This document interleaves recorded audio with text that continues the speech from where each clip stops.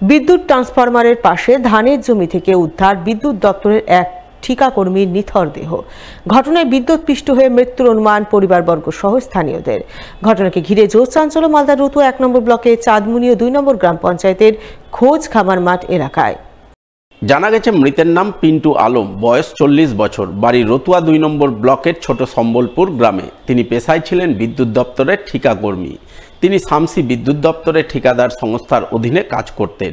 সোমবার বিকেলের দিকে তিনি বাড়ি থেকে বের হন। এরপর রাত ৮টা নাগাদ পরিবারের লোকজনেরা খবর পান পিন্টুর নিথর দেহ পড়ে রয়েছে রতুয়া ১ নম্বর ব্লকের চাঁদমুনি ২ নম্বর অঞ্চলের খোঁজ খামার মাঠে। এই খবর পেয়ে পরিবারবর্গ ঘটনাস্থলে ছুটে যান। সেই সঙ্গে পুলিশ ও বিদ্যুৎ দপ্তরের আধিকারিকরাও ঘটনাস্থলে পৌঁছান। প্রথমে পুলিশ মৃতদেহটি উদ্ধার করে ময়না তদন্তে পাঠায়। পরে মৃত্যুর কারণ খতিয়ে দেখতে তদন্ত শুরু করে। ঘটনায় স্থানীয় বাসিন্দা সহ পরিবারবর্গের অনুমান হয়তো কেউ বা কারা তাকে বিদ্যুতের কাজ করার জন্য ডেকেছিল। এরপর সেই কাজ করতে গিয়ে বিদ্যুৎস্পৃষ্ট হয়ে তার মৃত্যু হয়েছে। আমার দাদা আজকে ডিউটি ছিল না, কিন্তু কেউ ডেকেছে মার্শালালা। আসার পরে মানে ওই ট্রান্সফরমার ওখানে কাজ করতে গিয়ে পড়ে আছে দেখলাম। খোঁজ খাম্বার ওই মাঠে দেখলাম পড়ে আছে, ধানের ভুঁয়ে পড়ে আছে মুখের ভরে। 11,000 এইগুলোতেই কাজ করতো, মানে 11 কেভি কন্ট্রাক্টরের মাধ্যমে 33,000 11,000 এই দপ্তরেই কাজ করে। আজকে ডিউটি ছিল না, কিন্তু কাজে এসছে। কেউ হয়তো ডেকেছে ওই মার্শালালা, শুনলাম যেটা যে মূল হক, আচ্ছা, ওনারই কাজে এসছে।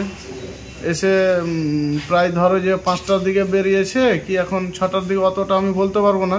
তাহলে আমার কাছে খবর যায় 8টা সাড়ে 8টা প্রায় ওই রকম। আমার পার্শ্ববর্তী লোক আমাকে বলে যে আপনার পিন্টু পড়ে আছে। কোথায় পড়ে আছে না, তো খোঁজখাম্বা বালুপুরের দিকে পড়ে আছে। তখন আমি সবকে বলি, বাড়ির লোকজনকে সবকে বলি, তারপরে খবরটা নিই। আসলে পিন্টু দা নাই, তারপরে জানতে পারি। তারপরে কিছু হোয়াটসঅ্যাপে পেলাম ছবি, তারপরে দেখছি যে ড্রেসটা আমাদের দাদার মিলে যাচ্ছে। তখন কিন্তু আমরা সব তাড়াহুড়া করেই চলে এসেছি। পুলিশ এসছে, ওনার গাড়িতে নিয়ে আসলাম। ঘটনায় শামসি বিদ্যুৎ দপ্তরের স্টেশন ম্যানেজার শুভেন্দু চৌধুরী জানান, প্রাথমিকভাবে মনে হচ্ছে বিদ্যুৎ শাটডাউন না করে কাজ করতে গিয়ে বিদ্যুৎস্পৃষ্ট হয়ে তার মৃত্যু হয়েছে। তবে সোমবার ওই ঠিকাকর্মী ছুটিতে ছিলেন, তাই কে বা কারা তাকে কাজের জন্য ডেকেছিল তা তদন্ত সাপেক্ষ। খোঁজখবর এসেছিলাম, আমাদের জানলাম যে পিন্টু নামে আমাদের কোনো লাইন স্টাফ, কন্ট্রাক্টর স্টাফ, উনি অ্যাক্সিডেন্ট করেছেন, ওই জানতে এসেছি।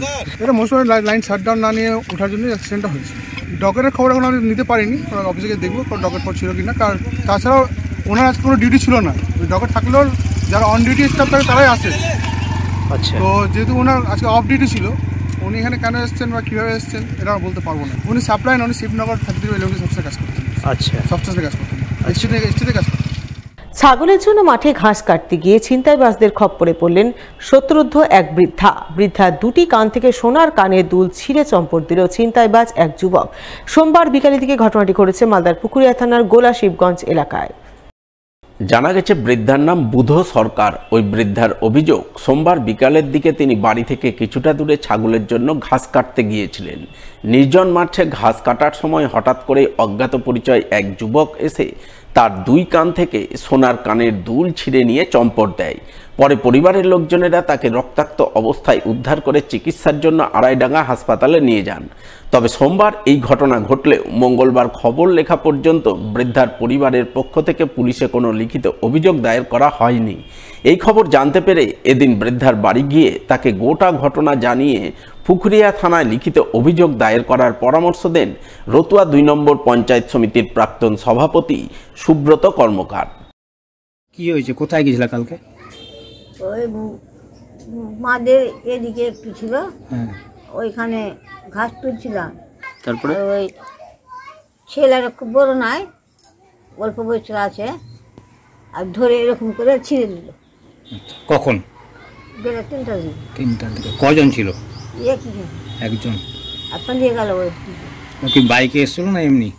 হ্যাঁ, ও কোনো গাড়িতে এসেছিল? না, গাড়িতে না, ওই দিকে আছে, বালুঘাটের দিকে ছেলেটা আছে। তুমি চিনতে পেরেছো ওকে? দেখলে আমি চিনি নেব। ধুলো পরে আছে আর লাল জামা পরে আছে। কানে সোনা ছিল, দুটা কানেরই। দুটো কানে আচ্ছা। ছিঁড়ে দিয়েছে। তারপরে হসপিটালে গেছিলে? গেছিল ঘাস আনতে, কোথায়? ওই নদীর ওপারে ব্রিজের কাছে, ব্রিজের উপরে সামনে মাঠ আছে বাঁধের নিচে, ওখানে 3টার সময় ওর 1 ভরি 8 আনা করে 1 ভরি সোনা ছিল কানে, চিন্তায় করে নিয়েছে, ছিঁড়ে দিয়েছে, কানে গোটা খাম করে দিয়েছে। তখন বাড়ি এসছে, আমি দেখতে পাচ্ছি খুব কষ্ট করে সোনাটা বানিয়েছিল। তো এখানে আইডাঙ্গা নিয়ে গেলাম, আইডাঙ্গা থেকে দেখে নিয়ে এসছি, এখন থানা যাব। আমি চাই যেন পুলিশ যে নিয়েছে তাকে যেন শাস্তি দেয়। আজকে হচ্ছে গোলাশিবগঞ্জ মহারাজপুর অঞ্চলের গোলাশিবগঞ্জ, এই বুথেই আমার বাড়ি। এখানে আমি শুনেছি, আজ সকালে শুনলাম যে পরিবারের যিনি মা আছেন উনি কালে গেছিলেন ছাগলের জন্য ঘাস আনতে। ওইখানে উনি বলছেন একজন ওই কানেরটা ছিঁড়ে নিয়ে চলে গেছে। দুটো কানেরই? দুটো কানের।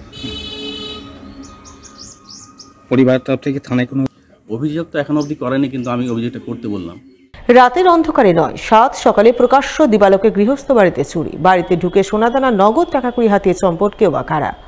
মঙ্গলবার সকালে এই ঘটনাকে ঘিরে জোর চাঞ্চল্য ছড়ালো পুরাতন মালদার সাহাপুর অঞ্চলের চর কাদিরপুর এলাকায়। জানা গেছে ওই এলাকার বাসিন্দা পেশায় মৌচাষী প্রকাশ মণ্ডলের বাড়িতে এদিন চুরির ঘটনা ঘটে।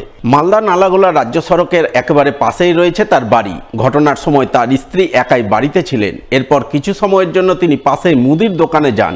এই সুযোগে কেউ বা কারা তার বাড়িতে ঢুকে শোকেস লণ্ডভণ্ড করে সোনাদানা নগদ টাকা কড়ি হাতিয়ে চম্পট দেয় বলে অভিযোগ। স্বভাবতই কান্নায় ভেঙে পড়েন প্রকাশ মণ্ডলের স্ত্রী চুমকি মণ্ডল। আমি আমার ছেলেকে নিয়ে বাইরে গেছিলাম পাশের বাড়িতে, আর আমার শাশুড়ি ছিল বাইরে। আমার শোকেস দেখছি এসে খোলা, তো আমি শাশুড়িকে জিজ্ঞাসা করছি কে এসেছিল, বলছে কি না কেউ আসেনি। তো আমি দেখছি এসে কিচ্ছু নাই, দিয়ে আমি জানতে পারলাম সব চুরি হয়ে গেছে। আমার সোনা বাসা শাখা ছিল, মঙ্গলসূত্র ছিল, আর আমার ছেলের লকেট ছিল, একটা আমার মঙ্গলসূত্র ছিল, আর টাকা ছিল, আমার ছেলের টাকা ছিল, টাকা গোনা ছিল না, টাকাটা ব্যাগে। চুমকি দেবীর কান্নার আওয়াজ পেয়ে তার বাড়ি ছুটে যান স্থানীয় পঞ্চায়েত সদস্য রাজীব মণ্ডল। তিনিও সব দেখে শুনে রীতিমতো হতবাক হয়ে পড়েন। তিনি জানান, এলাকায় নেশাগ্রস্তদের দৌরাত্ম্য বেড়ে গিয়েছে, সেই কারণেই একের পর এক চুরির ঘটনা ঘটছে। তবে সাত সকালে চুরির ঘটনা দেখে তিনি রীতিমতো তাজ্জব বনে গেছেন। পুরো বিষয়টি পুলিশকে জানানো হয়েছে। পুলিশ ঘটনার তদন্ত করে দুষ্কৃতীদের খুঁজে বের করবে।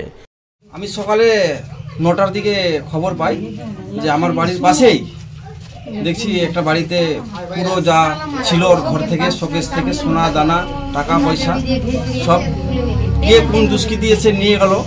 এটা কি করে হলো আমি নিজেও বুঝতে পারছি না, এটা অসম্ভব। সকালে এরিয়া থেকে সকাল 8:30টার দিকে ঘটনা।